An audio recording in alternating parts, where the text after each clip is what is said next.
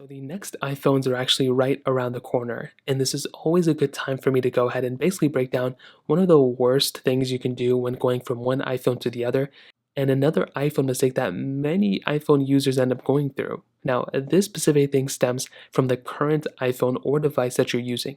Now, if you're not coming from any iPhone, that's totally okay. But if you're coming from a pre-existing older iPhone, let's say I had an iPhone, 10R, for example, and let's say I plan on upgrading to the iPhone 14s, which are probably going to be coming out September 7th to September 10th, sometime around that time. Well, if you look at this iPhone, right, and if you go through your existing iPhone, so let's say I have my iPhone 10R, the first thing I'd recommend doing before even going through and buying any sort of iPhone that's about to be coming out is to check your storage of your device. This is probably the most important thing that you will probably fall into, and it's easily something I see a ton of people fall into all the time. You want to go into settings, you want to click into general, you want to click iPhone storage right there, and you just want to see what your iPhone storage is at. Now you can see for this iPhone right here, I have 64 gigabytes of storage, okay? That's not a crazy amount, but that's an okay amount. Like if it's a whatever, right, I'm not using all this storage or whatever, that's totally okay. If you have the base model of an iPhone that's older, then going up to the next iPhone is probably going to be totally okay.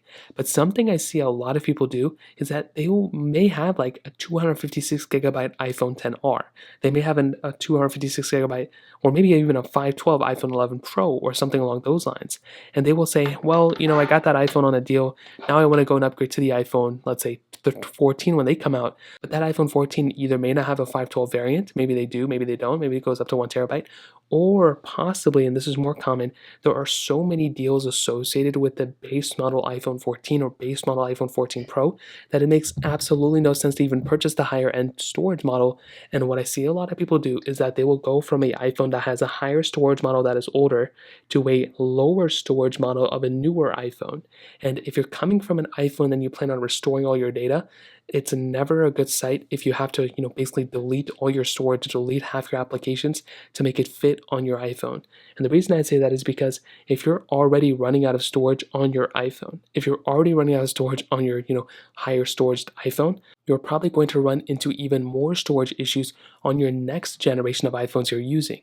So meaning if you're running out of storage on, 64 gigabytes, you are definitely going to, if you're running out of storage of like 512 gigabytes or 256 and you're going to a 256 or 120 gigabyte iPhone, you're definitely going to be running out of storage there. So I would always recommend keeping the same storage iPhones that you're going to.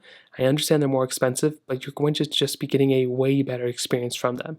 If you're coming from an iPhone that, if you're not even coming from an iPhone, and you're coming from another device that maybe doesn't really run out of storage, meaning you have iPhone, meaning you have an Android that has like a micro SD card slot, or maybe you had an iPhone and you weren't using the storage at all in it, totally okay, then you can buy whichever one. But if you're coming from an iPhone that has a large amount of storage and you're already using it, I wouldn't recommend just deleting all your stuff and then going to a new iPhone. I would recommend buying the one that has the same amount of storage. So that pretty much covers it up. If you have any other thoughts or questions, please let me know in the comment section below.